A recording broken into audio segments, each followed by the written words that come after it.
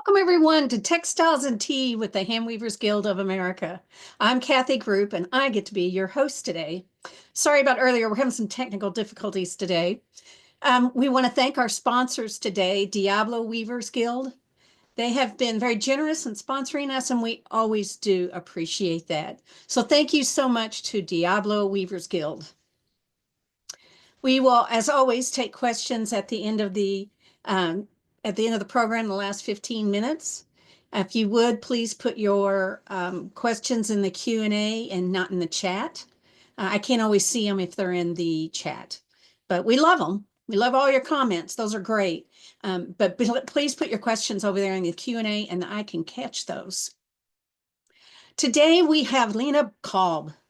Lena was born and raised in South Philadelphia, and she draws from weaving, dyeing, painting, tradition, and she explores the ways of making moments and mythologizing objects. Her studio practice engages in material and technical exploration, creating equanimity and ritual through labor-intensive work. She has a BS in elementary education and MFA in fibers and material studies, and she is currently a professor in the fibers and materials department at the Tyler School of Art and Architecture in Philadelphia. And she's teaching at several community spaces. We are glad to have you here today, Lena. Hi. Welcome. Thank you. Thanks for having me. Absolutely. So what is your favorite tea? My favorite tea is rose tea, which is what I'm drinking right now. Have you had it before? No. It's so nice. It feels so luxurious, I think. Can I be really stupid and ask you, is it really roses? I think so. Oh, It's really? roses and Okay. maybe New mixed with tea. something else. Add it to the list. Yeah, try I it. will. So if you would share with us how you got started in fiber. Um, Okay, yeah. I feel like I had a very sort of long and windy road of being introduced to several things, but my first memory of something that really excited me in fiber was when I was in college. I moved into a house that had a lot of roommates, and one of my roommates, DC, was a knitter, and she was always knitting the most beautiful things and like knitting hats and sweaters and socks, and I was so impressed. I don't think I'd ever met anyone or seen anyone who was knitting before. And it just seemed so magical to make something so beautiful from yarn. So she taught me how to knit, and it was really special because if anyone knits or remembers learning how to knit, it's so nice to have someone there who's just there all the time, anytime you have an issue. So that felt really special, and I think really kind of kicked off the beginning of my love for fiber, all things fiber. Do you still knit? Yes. Oh, okay, good, Yeah. good. And I think the other thing about that is that knitting, it just kind of feel it's like everything led to something else. So I worked at as a handwork teacher at the Waldorf School, and I got that job essentially because when I moved to New Orleans, and I had spent the year teaching at a charter school in Philadelphia as the special education teacher, and I moved to New Orleans and I knew I wanted to do something different, and I was curious about different forms of education and just experimenting with different kinds of spaces. So I went to visit the Waldorf School, and while I was waiting to meet with someone there, I was knitting in the waiting room. And when they came out, they were like, "Oh, you know how to knit? We're looking for a handwork teacher." And that's literally how I got my job there. Was Right place, right time, huh? Yeah, yeah. So it always, I feel like everything has led to something else pretty special. And it's true. I don't know I've ever met a fiber person who does one fiber thing. Yeah, it's It's like addictive. that. You know, we always say we're going down the rabbit hole. If you Yeah, knit, you crochet, and then you weave, and then you know, inkling, and you name it, it ends up being there, right? absolutely. I mean, I think that's one of the things that I love about weaving so much. There's so many different kinds of techniques that you can explore. There's no Hmm. possibility for anything to ever get old, I feel like. And I'm someone who loves learning new things, so I'm always just Yeah, yeah. good about something and getting distracted by another technique. Well, it's kind of, this is a great segue because you learned how to weave in a very interesting way. Can you share with us how you learned to weave? Sure. I learned to weave by apprenticing Rhonda Rose, who owned a shop in the French Quarter called Louisiana Loom Works, and it was a rag rug weaving shop. And it was just such a special place. Rhonda was in business for 21 years, and she learned to weave from her husband, who learned to weave when he was a child from his father. And in the 90s, after they were married, he would tell Rhonda all these stories about weaving, and she was just really interested. So they found a loom and they went to the library and got books, and he kind of just remembered how to do it and piece things together. And Louisiana Loomworks is just was such an amazing place, and Rhonda is such an amazing, generous person. And I used to ride my bike past her shop in the French Quarter on my way to work. And while I was working at the Waldorf School, I wanted to learn how to weave, and I thought that that could be something that would be really interesting to my students. So I reached out to Rhonda and I asked her if she had any time or was willing to teach me. And she's so generous and wonderful that she said yes, which is kind of amazing. So I wound up learning from her and working for her for about 6 years at the weaving shop. Um, and it was just such a cool experience. I mean, a shop in the just being able to be a part of a shop in the French Quarter is so special. So many different interesting people would come in. Rhonda had 7 cats in the shop, Oh my so that was a gosh. whole other fun thing. There were always beautiful cats around and just piles of fabric. She had a 10-foot wide cranbrook loom, which is was really special, not super common. So 10 feet? yeah, it was crazy. Wow. Yeah, I don't know if Cranbrook ever made them for production in that length, but it was a special order, like a loom made specifically for an artist, and then when they Rhonda bought it from them when they weren't using it anymore. So we would Wow. really obviously really big rugs on it. Yeah, yeah. Most people have to, sew rugs together to get any kind of look. Yeah, yeah. So, so did she start giving you classes or did she hire you and train you? She basically like I worked for her for like a month for free, basically, and then she just taught me how to do things, and then I started working for her. Um, and she taught me everything she knew, which is Rhonda only weaves rag rugs, so that's the only thing. So I learned how to wind on a sectional warp. I learned how to make rag rugs, and then of course as I said, I'm someone who just loves learning and gets really excited about things. So of course I wanted to learn everything about weaving. So I always consider myself sort of a community taught weaver. Rhonda had a friend, Darren, who I'd met, and she wove overshot. So I asked her to teach me how to weave overshot, and she invited me over her house and gave me a little lesson. And then I got really excited about learn tapestry weaving, and I wanted to learn all the technicalities of that. So I organized for Nancy Duggar to come to a workshop in New Orleans. Hey, she's from my guild. Oh, really? Yeah, yeah, So awesome. She is yeah. so incredible. It was I just feel like the weaving community is so generous. There's just so much, I think, wanting to share knowledge and so much knowledge that people have. It's really incredible. And I felt really lucky to be the recipient of so much generosity and people willing to sort of share what they're doing. And I always hope that I can be that. I feel like I hope that I can do that too for weavers who are interested in learning more things and try to do that in my teaching. And lucky for us that all this serendipity happened. That now this is two examples of right place, right time. So that's Right. wonderful. Yeah, it does make it feels really special and sort of meant to be. Yeah, absolutely. Well, this next image we have is of your work. And the one thing that struck me when I was looking at your work is your color. You are not afraid of color. It's bold and bright, and it just sings out to people, right? So were these always the colors you used in other parts of your life, or did you develop this along the way?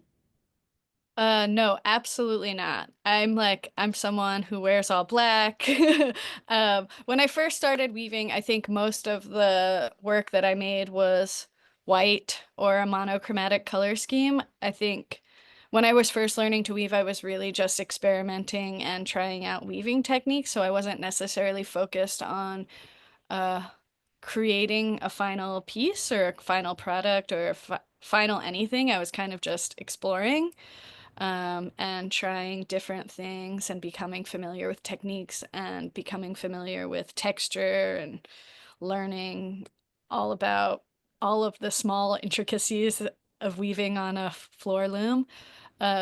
So I think it took me a really long time to sort of jump into color, but once I did, it felt really important to my work and really exciting. Um, I think part of it was working at Louisiana Loomworks. I got a lot of experience working with color because Rhonda would thread all the looms and then we would weave the rugs. So she would thread a loom that had a specific color on it, and then she would have a back room that was full of fabric. So there were a lot of choices, but there were also some limitations, and I got to do pretty much whatever I wanted. So Oh, it's a wow. really great opportunity to kind of experiment with color. In weaving, there's a lot of thinking about the interactions of colors because the threads are crossing over each other.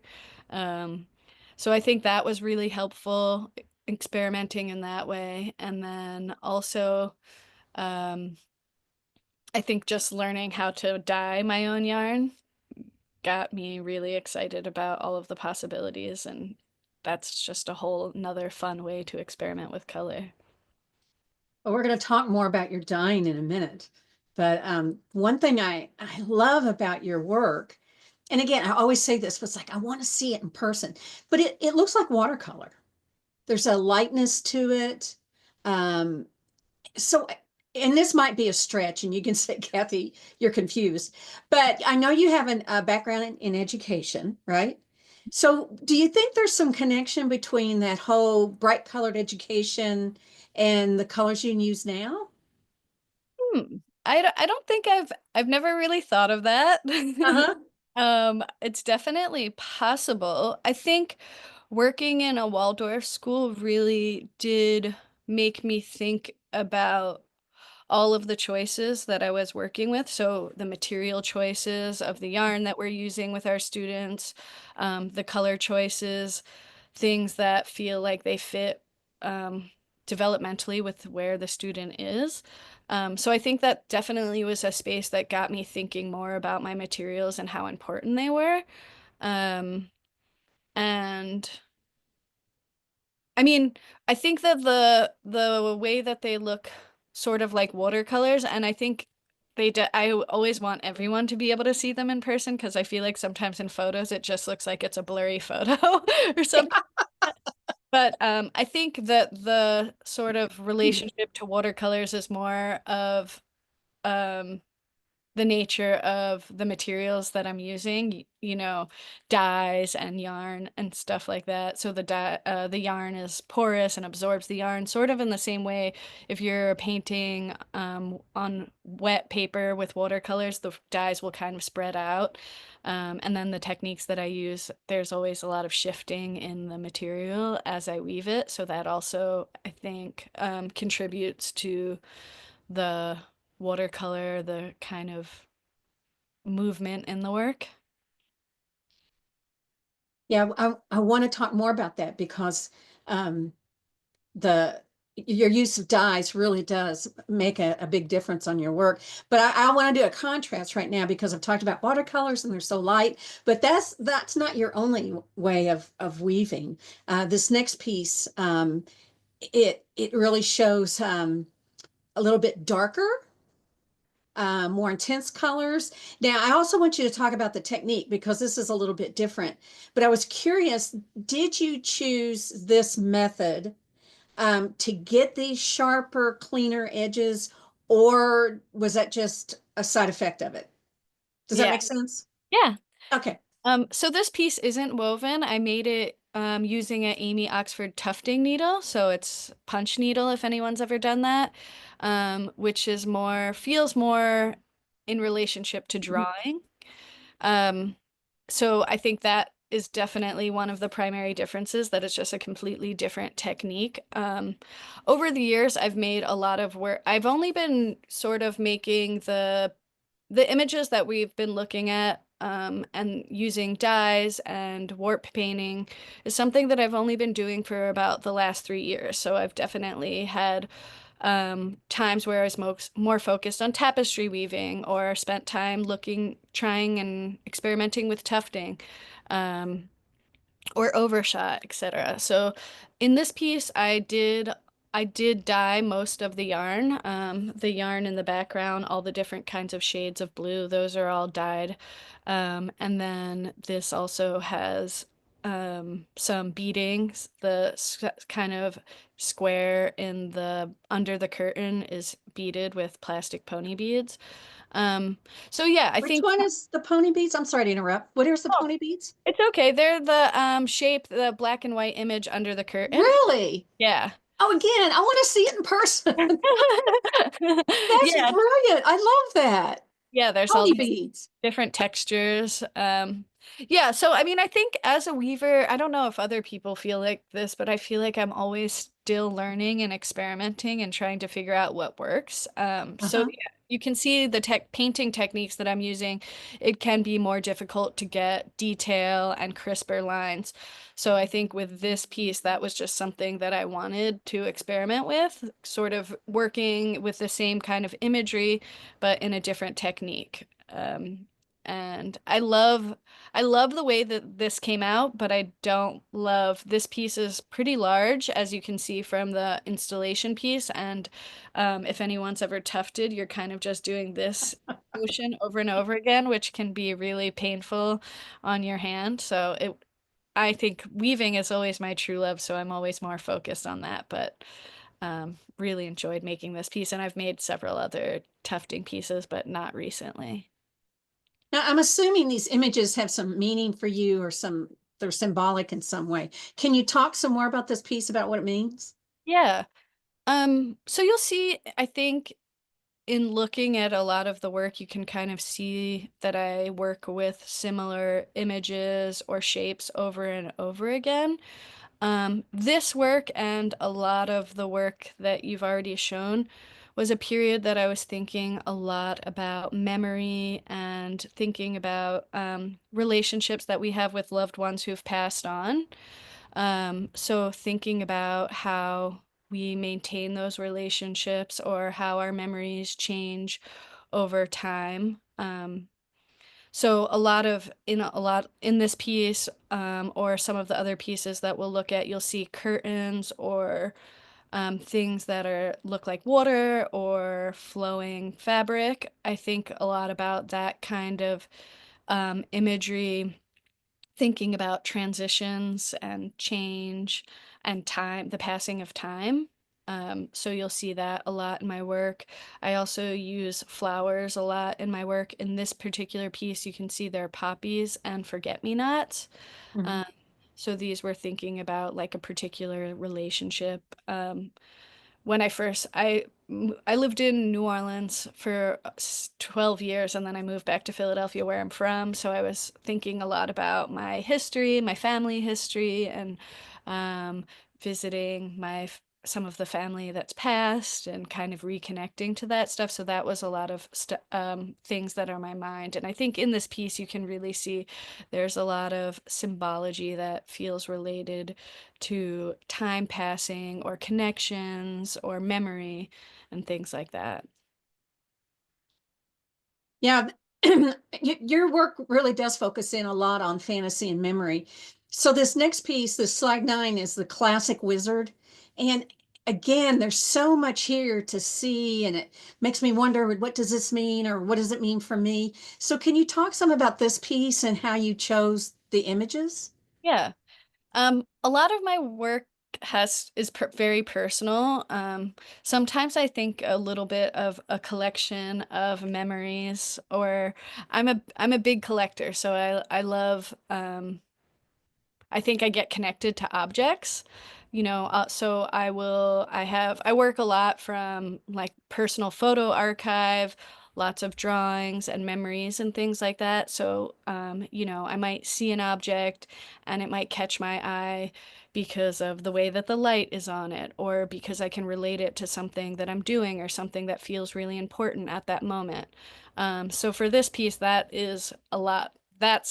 This piece really focuses on that sort of a period in time and a lot of objects that I came across that felt really somehow relevant to what I was feeling at that time, or marking this special period of time. Um, so again, you can see there's always flowers in my work. This was just, I did a artist residency, and it felt like a really big transitional time for me. And there were just so many things that felt like they expressed that. And then also there's always just things that feel funny or out of place. Um, I think in this piece, the classic wizard is something that I saw that was I don't it was this funny like plastic, but it was wood texture, or like the pattern of wood on it, and it said classic wizard, but it's almost one of those things that would be sitting on someone's desk that has their name on it or something like that. Um, but it kind of made me think of, I just felt like I could relate that to so many things that were happening at that moment in just funny personal ways. Uh-huh. So I feel like those are the things that I want to mark in my work, or I want to remember, or I want to highlight. Um, and hope sometimes, I think of course all of these things are so personal to me, but I think that I'm always interested in the way other people relate to them, the connections that they might make, or personal references, or things that they might be able to relate to. Well, the next piece we're going to look at is again the same kind of format. And it's interesting how you put these sections together, and it feels kind of like a quilt. And that there's these separate patches or squares, but there's a continuance to them. And especially on like on the right side of this, how the colors kind of drip down in or fade in and out. I'm assuming this is an ecot type dyeing. I don't really do traditional e-cut, but I think that it's very similar. I'm warp painting, so I stretch Or out. painting. Warp. Okay, yeah. So it's not the traditional technique, but it can give very similar results. Um, Thank you. I love that you made that connection to quilting, because that's something I've been thinking a lot about in my work, and I admire quilt making a lot, and I've made my own quilts, a few of my own quilts. Um, but I think it also kind of relates back to sort of what I was talking about, collections and memories. Sometimes I think of my work sort of like the way that you might like collect materials or fabric for a quilt. And over time, these different materials that you like for whatever reason that spark an interest, or the way that you think about the interactions between the colors in quilt making. Um, or also, I can kind of relate it to collage, where you're collecting all of these things that interest you and then figuring out how to put them together to either tell a specific story or represent something specific. So I think that's how I think I work a lot in that way, sort of collecting all of these images and then figuring out how they go together.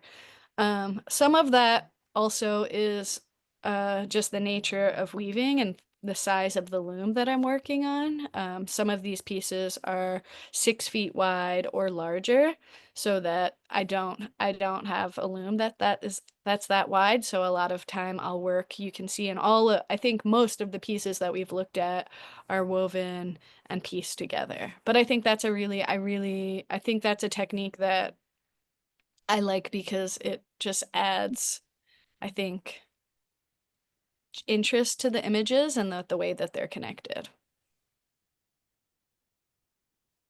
I like the centerpiece. They it's so different. Um, it really makes the eye kind of focus there. So what was the idea about by going to something more abstract in the middle where the ones on the outside are somewhat representative? I mean, I think I know what they are, but I could be Yeah. wrong. Well, this piece I was thinking about, this was I made this piece thinking about when I arrived home after my artist residency, and the center block is like the wood floor in my apartment. Yeah. But it kind of felt, after having such a transformative experience, it felt kind of devastating to come home. And Mm. um, I was in Maine and it was so beautiful, and I came back to Philadelphia where there isn't a lot of nature, and I was walking around the streets kind of thinking about how different my landscape was visually and thinking about the plant life. A lot of the plants are weeds or they're little pieces of green growing in concrete. So sort of just thinking, those two pieces are in relationship, sort of thinking about the change, the transition, and how the time period, how I was feeling, what I was doing, um, things like that. When you talk, so many of our viewers like to see how artwork is planned out or designed, and I think we've already got a question about how do you do it. And I found this on your website, and or maybe it was your Instagram, but I loved it because I'm assuming this is the beginning of a work, and this is how you put it on paper. So can you talk some about how do you design your work? Yeah.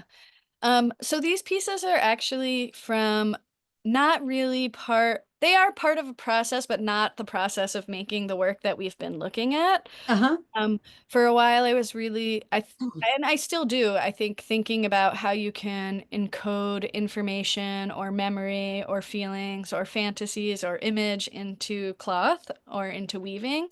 Um, so these were just some kind of thinking about that and experimenting with how color can be used to encode information and the relationships between color and whatever information you're trying to share. So these were, I was also at the time thinking a lot about and making name drafts. I don't know if, I'm sure a lot of you have experimented with those. They're a really fun way to encode information into textiles. So I made a lot of different, just on graph paper, lots of drawdowns and examples of possibilities for name drafts. And then I thought about color and how I could change it. So those were a fun experiment. And then finally, I wove a blanket that had names encoded in it.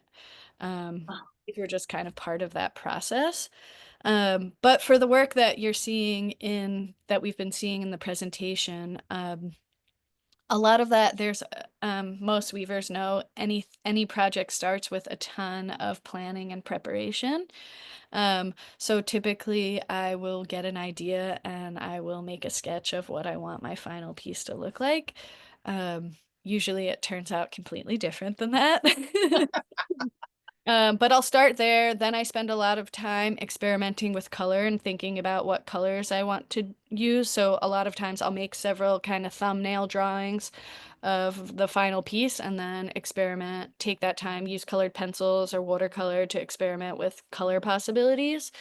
And then I get into the work of planning how long I want to make my warp, what pieces, all of where I want my fringe, if I want fringe or not, all of that, all the typical kind of weaving concerns.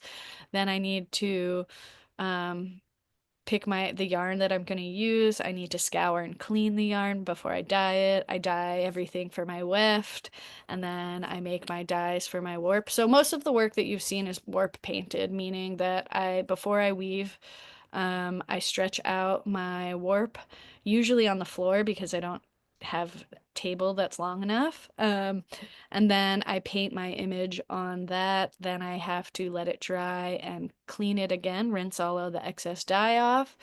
Um, and then I can wind it onto my loom and begin weaving. So it's a long process. But I love all of the different steps. And I like that it takes a long time. I feel like it gives me a lot of time to really think about what I'm doing and keeps my mind and my hands busy in a way I appreciate. Good planning. I don't know if I could do that much planning. It's wonderful. Now, this next piece, I fell in love with this piece. I don't know if it's the colors or the shapes or everything, but I just fell in love with this. And this is called Shell Bell. Um, and I think what thing I loved about it was the design of it, like that curve at the bottom. I just loved the feel of that, and it was so solid. Um, but talk some about this piece, and again, what are the ideas behind this? Thank you. This piece I made after I think a winter of again, I live in Philadelphia, and a winter of spending a lot of time down the shore, going to the ocean. Uh, For those of you who don't know, Philadelphia is really close to the Jersey Shore. I'm sure a bunch of people have heard of that. Um, but I grew up going down the shore. My uncle has a house there, and it's very close to Philadelphia. You can go less than an hour away and be on the beach. So most people don't spend a lot of the time there in the winter, but it's a really nice way to get out of the city and just be in nature and connect in that way. So I felt like the colors that I was using, I see someone comping down the shore. Um, the colors the colors that I was using really made me, I was trying to think about the way that the light is on the beach in the winter time, where it's this kind of cold blue color, but then if it's a nice day and the sun's out, it's still really cold, but it kind of gives this glowing feeling on the beach. And then I was just thinking about how connected I feel when I'm by the water and the feelings of sort of connection to my family, connection to my experiences growing up, and things like that. So you can see again a lot of symbols that I've used over and over again. I always have a lot of hands in my work, which I really feel like are a symbol of connection.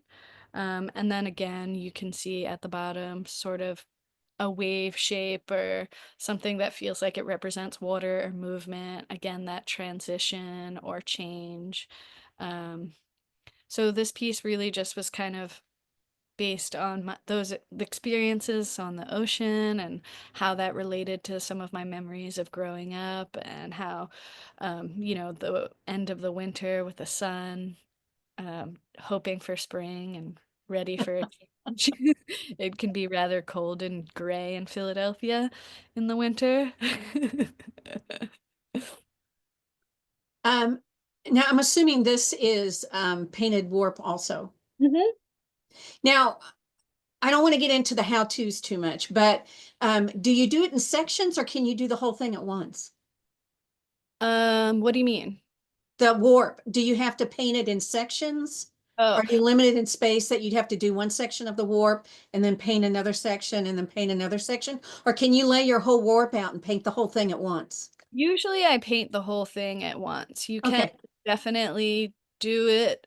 Um, yeah, I always do it because there are a lot of kind of safety concerns working with dyes. I use chemical dyes mostly.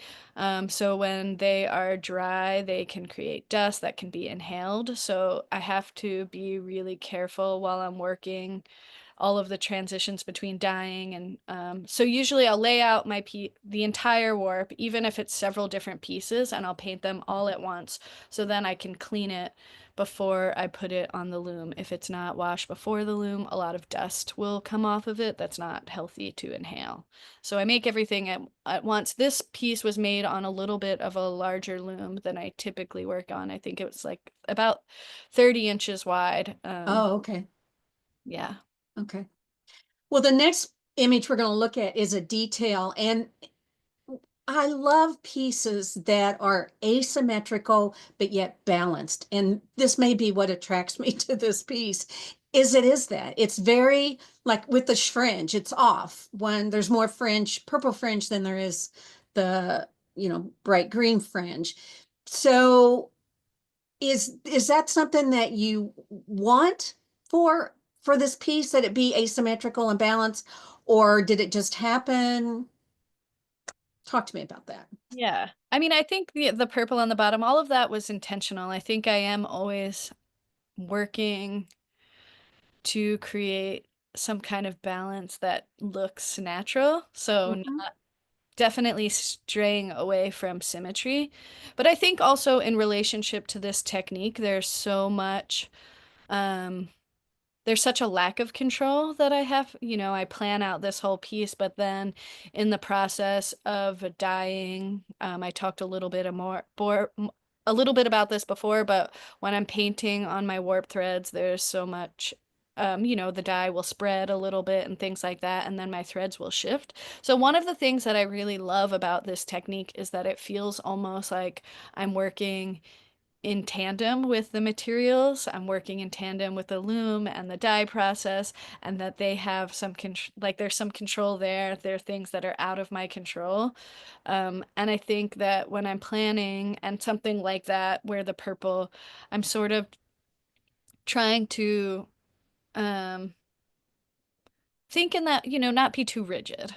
I want to give it some freedom, give the work some freedom to be different and try to I, I I think I can be rigid in some parts of my life, and weaving obviously involves so much planning, and there is a lot of rigidity in it, but I think that this technique also gives me a lot of freedom, and I sort of try to roll with that freedom or let it take hold when it does.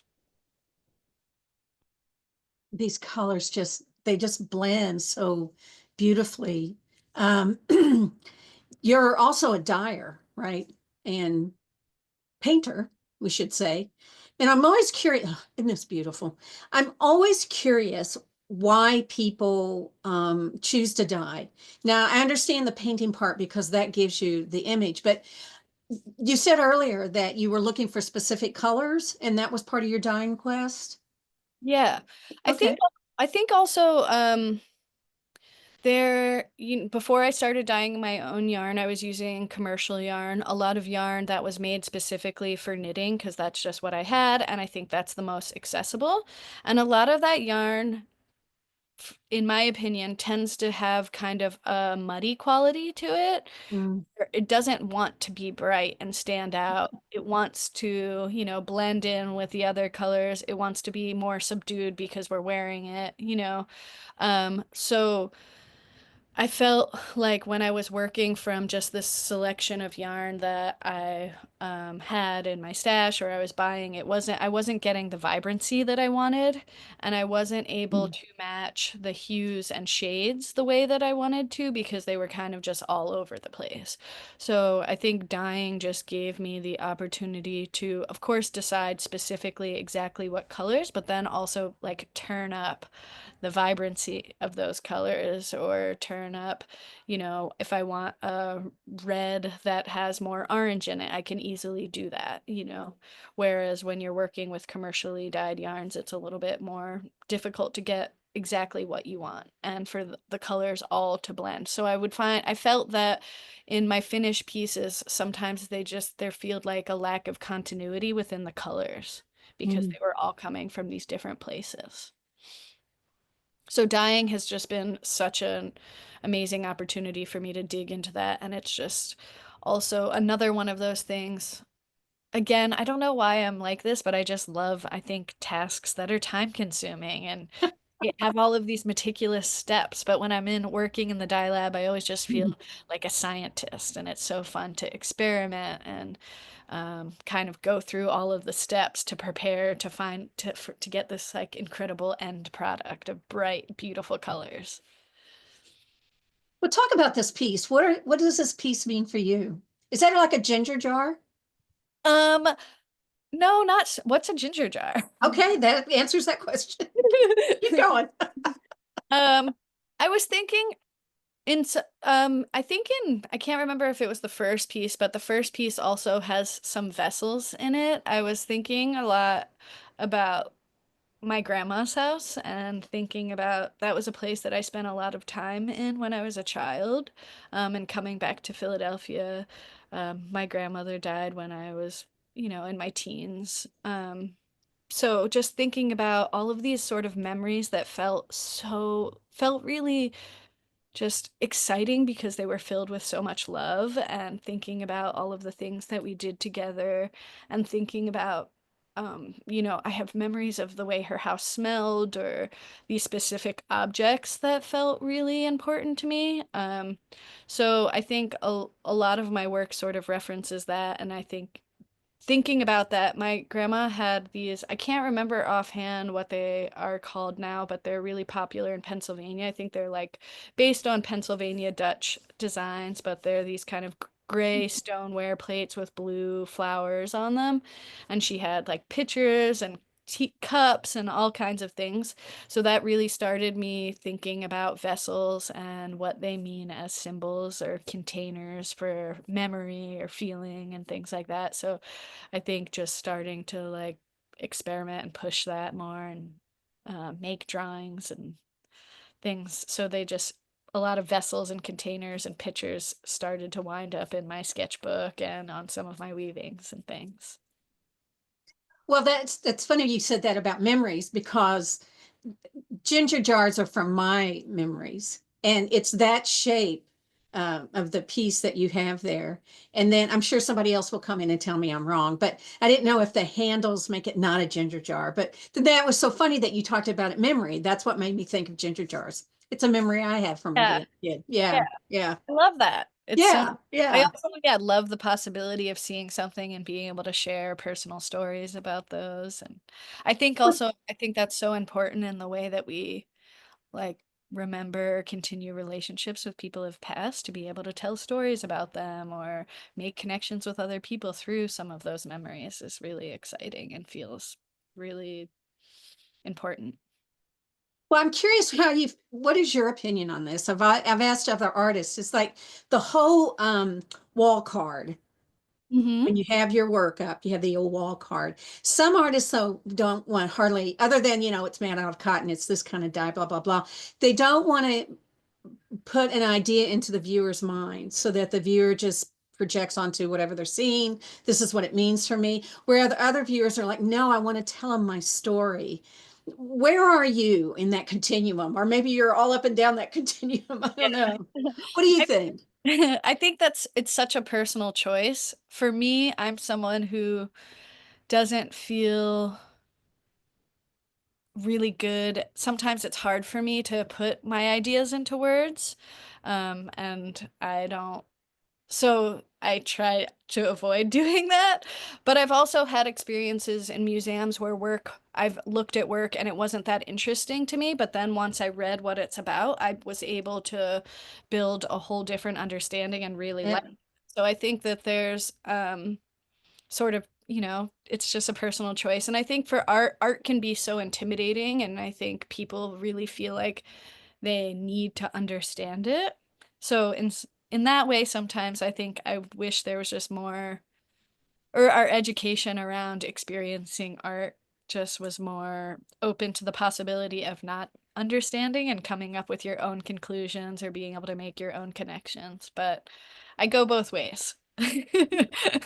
Before we came on the air, I was telling Lena that I went to Philadelphia this weekend and I went to the Barnes Foundation. And I'm not surprised this question came to my mind because Dr. Barnes was adamant, he was the one who started the Barnes Museum, adamant that there were no wall cards. He did not want people to be influenced whatsoever.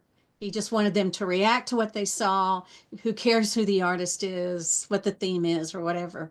So that was kind of fresh in my memory of, in my mind about, do you tell people, you don't tell people? But I agree.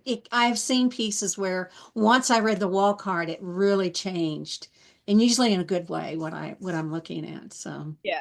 Yeah. yeah. His collection also is so particular because you'll see, oil paintings next to Shaker furniture and African sculptures and blacksmithing. So I think it's also, there's such a interest in thinking about the relationship of how all the pieces go together.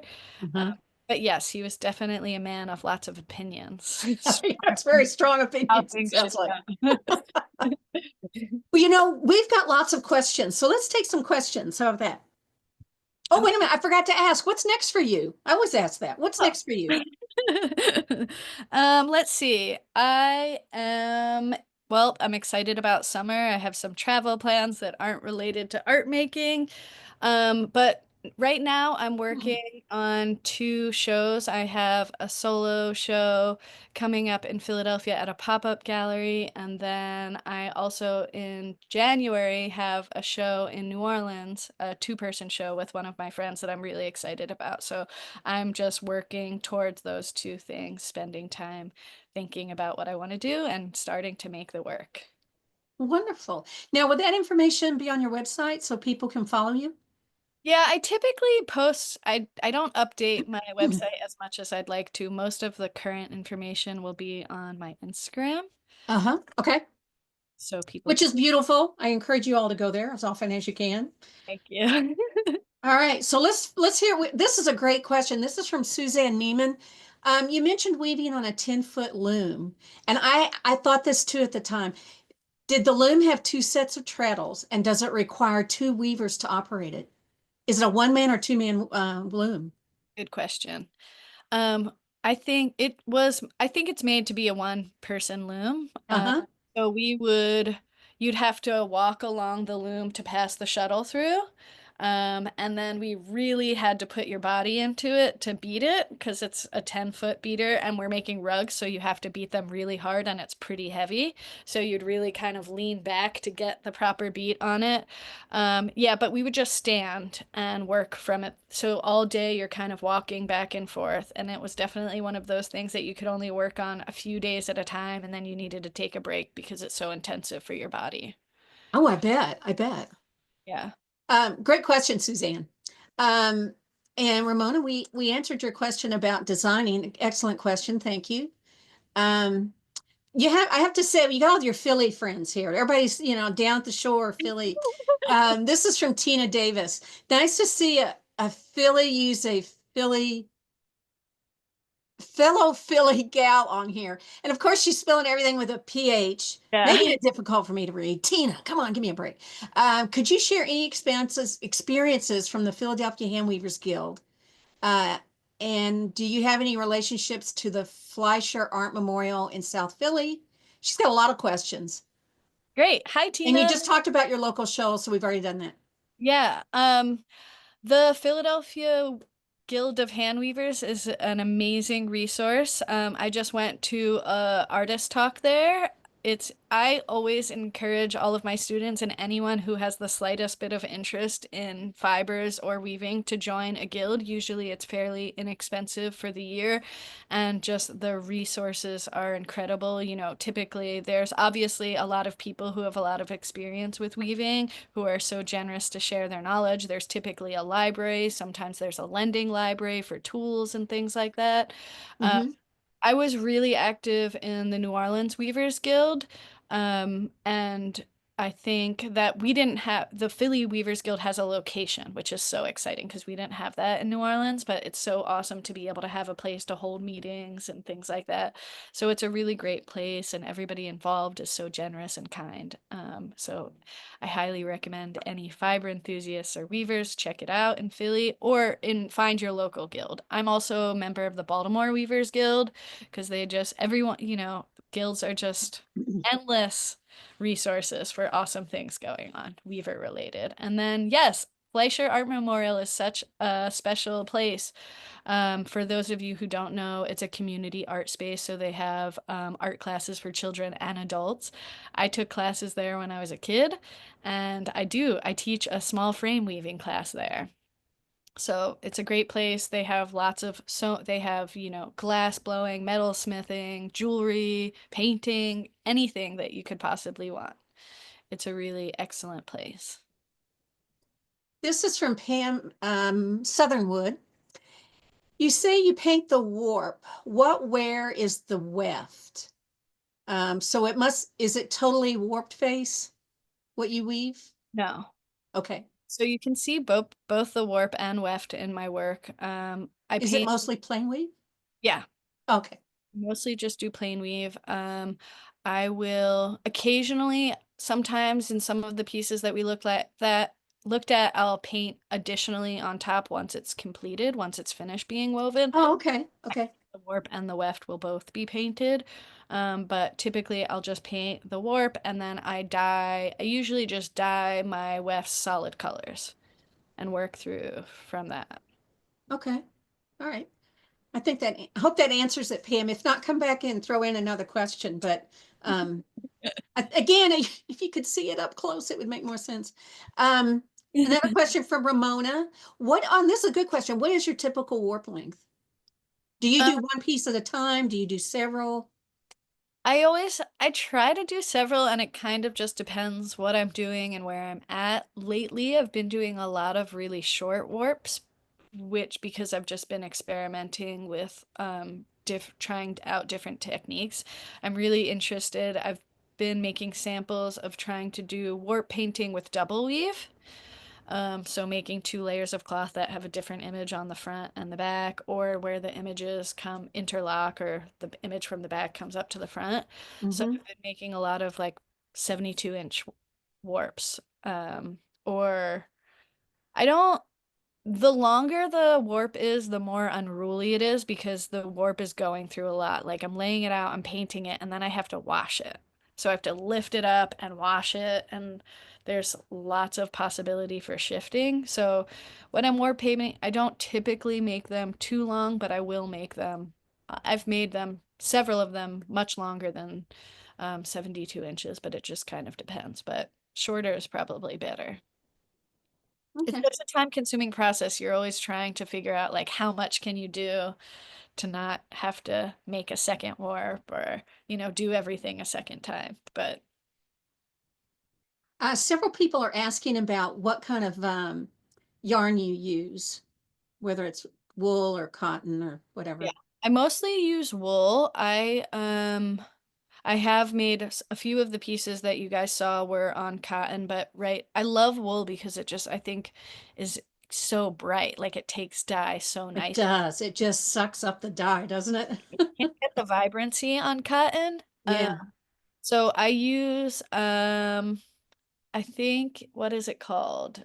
Uh I buy it on the cone from uh Henry's Attic. It's like Henry's Attic. I don't know, I can't remember. Sorry. But it's a wool. It's like a 5/2, 8/2, 10/2. It's a 2 or 3 ply. It's not a knitting yarn. I think it's made for weaving, so it's coarse and Oh, okay. it's it's undyed, obviously.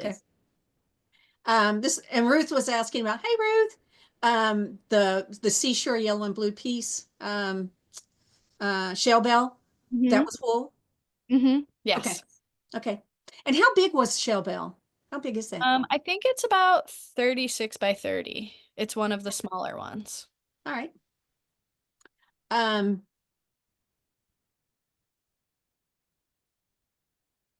I've got all these questions. Some of you've already answered. Sorry, I don't mean to pause here. Okay. Oh, what is your set? This is from Karen LeBlanc. What set do you use? Well, it depends on what if I'm weaving with cotton and wool or wool. Typically when I'm weaving with wool, another thing I love about wool is just all of the texture. So I do Mhm. a less dense set. So I'll usually depend I go sometimes 8 to 10 ends per inch. Really? Yeah. Wow. So Okay.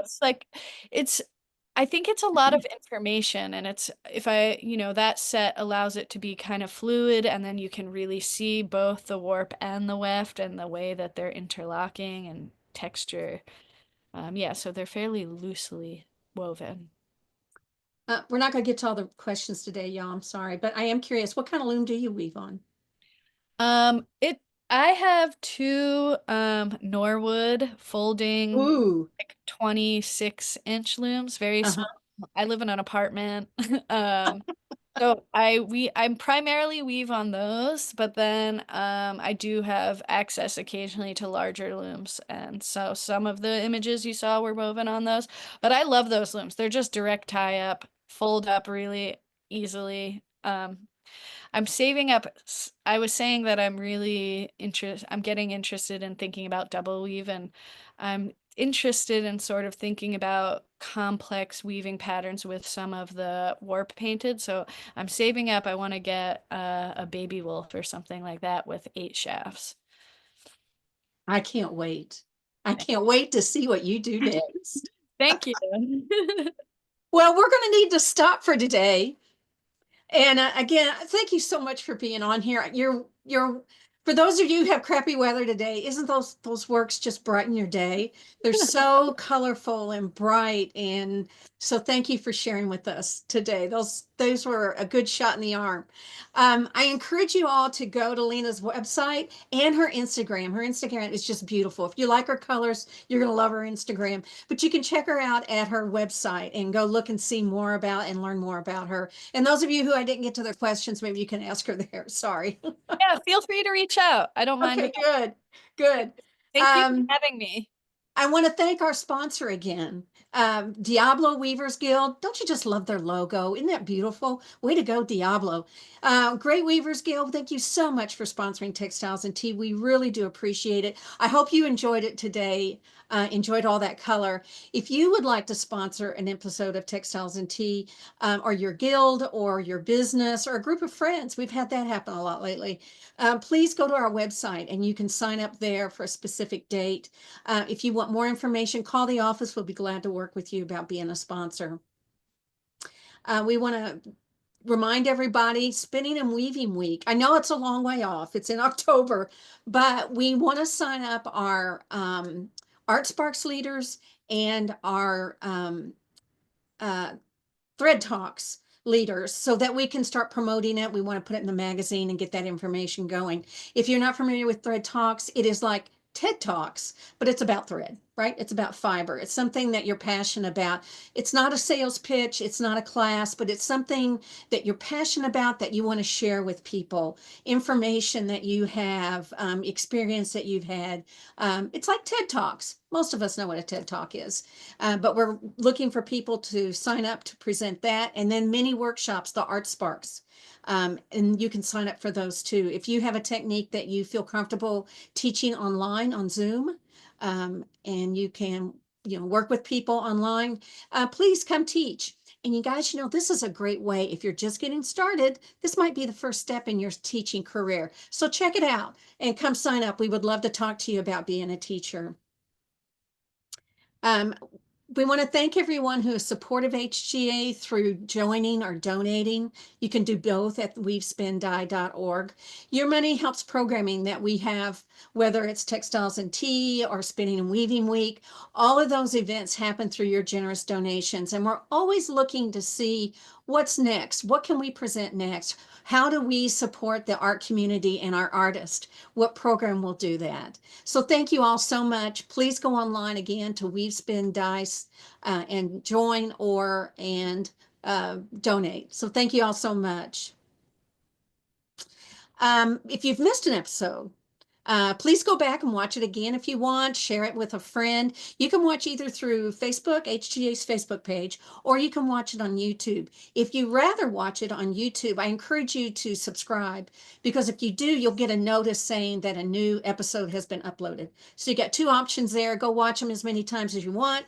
If you're busy during the day and you get to see the show, you can go back and see it later. Next week, I'll be gone again. I'll miss you. And David's coming back, and he's going to be the host of next week. And I'm so sorry I won't be here because Jennifer Williams is going to be on, and she is an inkle weaver.